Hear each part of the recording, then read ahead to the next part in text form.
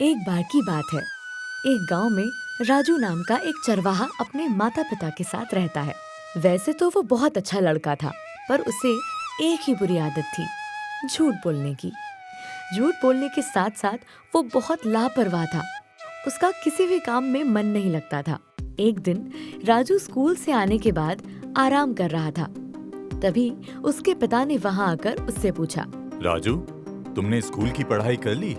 हाँ पिताजी, कर ली। ठीक है, मैं भेड़ों को चराने जा रहा हूँ। ठीक है पिताजी।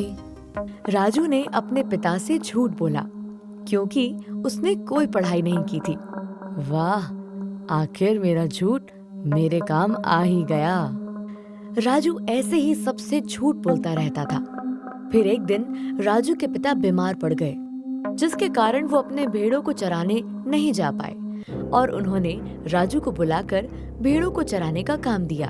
बेटे राजू, मेरी तबीयत ठीक नहीं लग रही, इसलिए मैं चाहता हूँ कि कुछ दिनों तक तुम भेड़ों को चराने ले जाओ।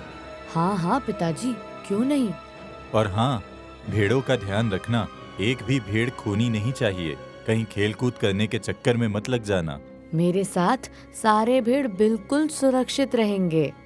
भेड़ों की सुरक्षा का भरोसा दिलाकर राजू उन्हें चराने पास के जंगल में ले गया। उसने जंगल जाकर भेड़ों को चरने के लिए छोड़ दिया और खुद एक पेड़ के नीचे बैठ उन्हें देखने लगा। लेकिन थोड़ी ही देर में उसका मन ऊब गया। राजू को कुछ समझ में नहीं आ रहा था कि क्या करे। तभी उसकी नजर पास के खेत में काम करते कुछ लोगों पर पड़ी। उसने उन्हें देख उनसे मस्ती करने की सोची, ताकि उसका मनोरंजन हो पाए। तभी उसके दिमाग में एक योजना आई और उसने जोर से चिल्लाना शुरू किया, भागो भागो, भेड़िया आया, कोई मुझे बचाओ, भेड़िया आ गया। राजू की आवाज सुन खेत में काम करने वाले लोग घबरा गए और सब काम छोड़कर राजू को बचाने के लिए उसकी तरफ डंडे, फावड़ा और जो भी उन्हें मिल सका लेकर भागे। पर जब वो राजू के पास पहुँचे तो उन्होंने देखा कि वहाँ कोई भेड़िया नहीं है और राजू उन पर हंस रहा है। राजू, कहाँ है भेड़िया और तुम हंस क्यों रहे हो? अरे कोई भेड़िया नहीं है, मैं तो मजाक कर रहा था। राजू, ये भी कोई मजाक करने की बात है? हमें लगा तुम मुसीबत में हो, इसलिए हम सब काम छोड़कर तुम्हें बचाने आए और तुम झूठ बोल रहे थे। ये आदत ठीक नहीं है। हाँ हाँ, ठीक है, समझ गया। अब आगे से नहीं करूँगा। गांव वाले वहाँ से चले गए। अगले दिन फिर राजू अपने भेड़ों को लेकर जंगल में गया और उसने फिर से अपने मनोरंजन के लिए वही योजना अपनाई। ओ भागो भागो, भेड़िया आया, कोई मुझे बचाओ, भेड़िया आ गया।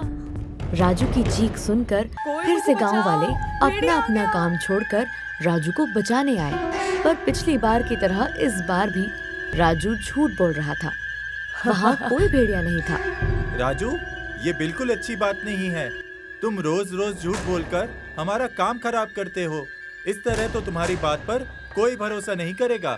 आप लोगों में इतनी समझ भी नहीं कि इस जंगल में कोई भेड़िया नहीं रहता। आप लोग बेवकूफ हो जो दौड़ते हुए आ जाते हो।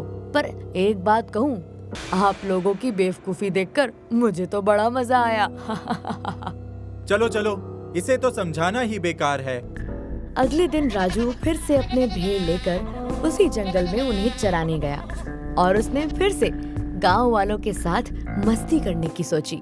राजू अपनी योजना के अनुसार चिल्लाने ही जा रहा था, तभी उसने सामने झाड़ियों में कुछ हलचल देखी। वो रुक गया और ध्यान से उधर देखने लगा। तभी झाड़ियों को चीरता हुआ सच में एक भेड़िया वहां आ गया और राजू के सामने खड़ा हो गया। राजू ये देखकर डर गया। बचाओ बचाओ, भेड़िया आया, जल्दी कोई बचाओ, ये भेड़िया ये मुझे खा जाएगा। राजू अपने प्राण बचाने के लिए पेड़ पर चढ़ के चिल्लाने लगा। अरे सुनो, वो राजू फिर से भेड़िया आया चिल्ला रहा है। चिल्लाने दो, अब उसके झूठ के जाल में हम फंसने वाले नहीं हैं। चुपचाप अपना काम करो। सही कहा। अगर वहाँ गए तो फिर से हमें देख के हंसेगा और हमारा मजाक उड़ाएगा। उधर राजू मदद के लिए चिल्लाता रहा, पुकारता रहा, लेकिन गांव वालों ने उसकी बात को फिर से मजाक समझकर जाना जरूरी नहीं समझा। इधर भेड़िया राजू के भेड़ों की तरफ बढ़ता जा रहा था। राजू असहाय होकर भेड़िए के ऊपर चिल्लाने लगा, कोई तो बचाओ, ये भेड़िया मेरे भेड़ों को खा जाएगा। राजू के चीखने चिल्लाने का कोई असर ना भेड़िए पर पड़ा ना गांव वालों पर, और देखते ही देखते भूखे भेड़िए ने राजू के भेड़ों पर हमला कर दिया और उन्हें एक एक करके खा गया। राजू ये सब पेड़ के ऊपर से देखता रहा, पर अपने भेड़ों को बचाने के लिए कुछ नहीं कर पाया। राजू को उसकी झूठ बोलने की आदत भारी पड़ गई, जिसे उससे अपने भेड़ों के प्राणों से चुकाना पड़ा। भेड़िया राजू के भेड़ों को अपना भोजन बनाकर वहाँ से जाने लगा। तभी एक गांव वाले की नजर उस पर पड़ी। अरे वो देखो, ये तो सच का भेड़िया आ गया। कहीं राजू सच में तो मुसीबत में नहीं? चलो। गांव वाले राजू को बचाने के लिए भागे, लेकिन तब तक बहुत देर हो चुकी थी। भेड़िए ने राजू के सारे भेड़ खा लिए थे और राजू डरा सहमा पेड़ के ऊपर बैठा था।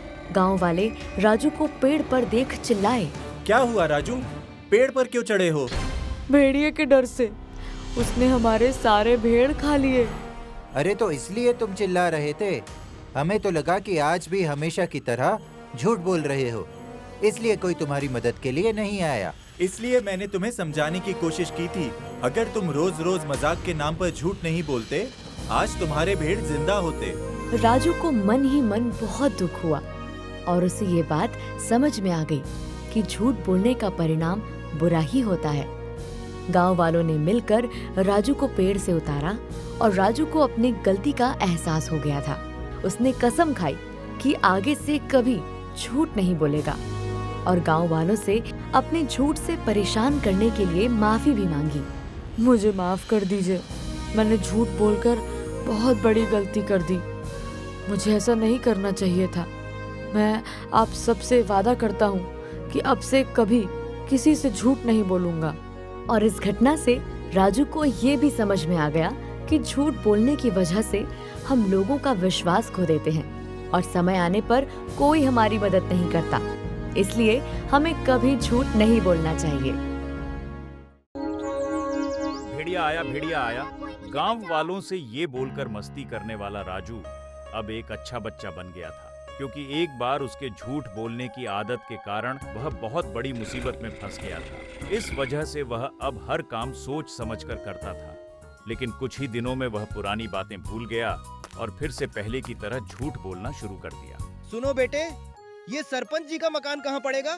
सरपंच जी, आप यहाँ से दाएं जाइए, फिर बाएं, फिर सीधे चलते रहिए, फिर थोड़ी देर चलने के बाद बाएं मुड़ जाइए और फिर वहाँ से दाएं, और आप सरपंच जी के घर पहुँच जाएंगे। राजू ने उस आदमी को गलत पता बताया था। अब मजा आएगा। ये अब सरपंच जी के घर जाने के चक्कर में पूरा गांव घूमेंगे। एक दिन राजू की माँ ने उसे बुलाया और दुकान से चावल लाने को कहा।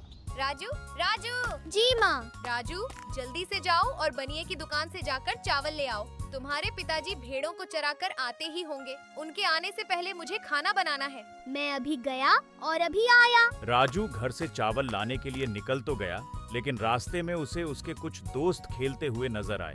उन्होंने राजू को भी अपने साथ खेलने के लिए बुलाया। अरे राजू, इतनी जल्दी में कहाँ जा रहे हो? आओ तुम भी हमारे साथ खेलो, बहुत मजा आ रहा है। हाँ हाँ, क्यों नहीं। राजू सब भूलकर अपने दोस्तों के साथ खेलने लगा।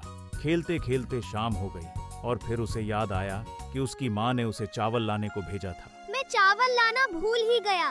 दोस्तों, मुझे जल्दी जाना होगा, वरना बहुत डांट पड़ेगी। राजू जल्दी से खेल छोड़कर दुकान की तरफ भागा, पर वहाँ जाकर उसने देखा कि सेठ अपनी दुकान बंद कर रहा था। वह दौड़ता हुआ उसके पास गया। सेठ, जल्दी से मुझे 1 किलो चावल दे दो। दिखाई नहीं दे रहा? मैं दुकान बंद कर रहा हूँ, कल आना। प्लीज अंकल, दे दो ना। नहीं, मुझे दुकान बंद करके जल्दी जाना है। सेठ दुकान बंद करके चला गया और राजू को चावल न मिलने पर बहुत गुस्सा आया। वह दुखी होकर घर चला गया, लेकिन अपनी माँ की डांट से बचने और सेठ को सबक सिखाने की उसने एक तरकीब सोची। घर पहुँचते ही उसने अपनी माँ को एक झूठी कहानी सुनाई। माँ, मैं चावल नहीं ला पाया। मैं सेठ की दुकान में गया था, पर मैंने उसकी दुकान में एक भूत देखा, इसलिए मैं वहाँ से भाग गया। क्या? अच्छा किया बेटे। देखते ही देखते ये बात पूरे गांव में फैल गई कि सेठ की दुकान में भूत है और अब सब उसकी दुकान में जाने से डरने लगे। जब ये बात सेठ को पता चली तो वह सीधे राजू के घर पहुंच गया। राजू, राजू, जल्दी बाहर आओ। सेठ को जोर जोर से चिल्लाता सुनकर राजू और उसके पिताजी बाहर आए। क्या हुआ सेठ जी, इतने गुस्से में क्यों हो? राजू ने कुछ किया क्या? उसने ऐसा काम किया है जिसकी कोई माफी नहीं। पूरे गांव में ये झूठी खबर फैला दी है कि मेरी दुकान में भूत है। अब सब मेरी दुकान में आने से डरते हैं। मेरा कितना नुकसान हो गया। राजू, तुम कब सुधरोगे? अपनी गलती छुपाने के लिए फिर से तुमने झूठ का सहारा लिया। चलो माफी मांगो सेठ जी से। मुझे माफ कर दीजिए सेठ जी। राजू ने सेठ से माफी तो मांग ली, लेकिन वो कहाँ सुधरने वाला था। कुछ दिनों बाद उसके पिताजी किसी काम से कुछ दिनों के लिए शहर जाने लगे और निकलने से पहले उन्होंने राजू को अपने पास बुलाया। बेटे राजू, मैं कुछ जरूरी काम से शहर जा रहा हूँ, इसलिए मैं चाहता हूँ कि तुम कुछ दिनों तक भेड़ों को चराने ले जाओ, वरना उन्हें भूखे ही रहना पड़ेगा। और हाँ, पिछली बार की तरह इस बार कोई गड़बड़ या शरारत मत करना। मैं उन्हें चराने ले जाऊंगा और हाँ, इस बार कोई शरारत नहीं करूंगा। ठीक है राजू, चलो मैं चलता हूँ। पिताजी के जाते ही राजू भेड़ों को लेकर जंगल चला गया और उन्हें चरने के लिए छोड़ दिया और खुद पेड़ के नीचे आराम करने लगा। देखते ही देखते उसकी आंख लग गई और थोड़ी देर में उसकी आंख खुली। ओफो, अब तो पूरा दिन बाकी है। तब तक मैं क्या इन भेड़ों को देखता रहूं? मैं ऐसा नहीं कर सकता। मनोरंजन के लिए कुछ करना होगा। क्या करूं? क्या करूं? हाँ, भेड़िया आया। पिछली बार की तरह इस बार भी गांव वालों को परेशान करता हूँ। वैसे भी इतने दिनों में सब भूल गए होंगे। बहुत मजा आएगा। पिछली बार की तरह इस बार भी राजू ने वही शुरू किया, जिसके कारण वह इतनी बड़ी मुसीबत में फंस गया था। भागो भागो, भेड़िया आया, कोई मुझे बचाओ। राजू की आवाज सुन खेत में काम करने वाले लोग घबरा गए। उन्हें लगा कि राजू इस बार जरूर सच बोल रहा है और सब उसकी मदद के लिए अपने अपने काम छोड़कर उसकी तरफ भागे। पर वहां जाने पर उन्होंने देखा कि राजू उन पर जोर जोर से हंस रहा है। राजू, कहाँ है भेड़िया और तुम हंस क्यों रहे हो? कहीं तुमने फिर से झूठ तो नहीं कहा? मैं तो बस ये देखना चाहता था कि आप सबको अब मेरी बात पर भरोसा है कि नहीं। पर मैं वादा करता हूँ, अब से कभी ऐसा नहीं करूँगा।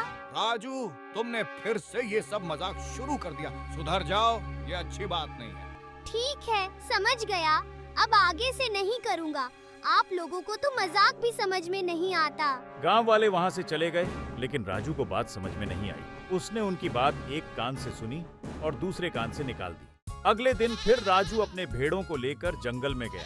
पिछली बार की तरह वह इस बार भी बैठे बैठे ऊबने लगा और उसने फिर से अपने मनोरंजन के लिए वही तरीका अपनाया। इस बार भेड़िया नहीं, शेर आया चिल्लाता हूँ। शेर से लोग ज्यादा डरेंगे और मजा भी ज्यादा आएगा।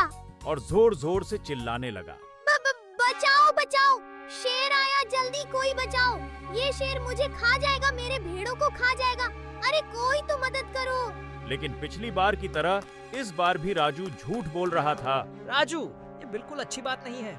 तुम रोज रोज झूठ बोलकर हमारा काम खराब करते हो। इस तरह तो तुम्हारी बात पर कोई भरोसा नहीं करेगा। गांव वालों ने राजू को फिर से समझाने की कोशिश की, लेकिन राजू को कुछ समझ में नहीं आया। उल्टा वो गांव वालों से ही उलझ पड़ा। अरे आप लोग तो छोटी सी बात को इतना बड़ा बना रहे हो। राजू की बातें सुनकर गांव वाले गुस्से में आकर वहां से वापस चले गए।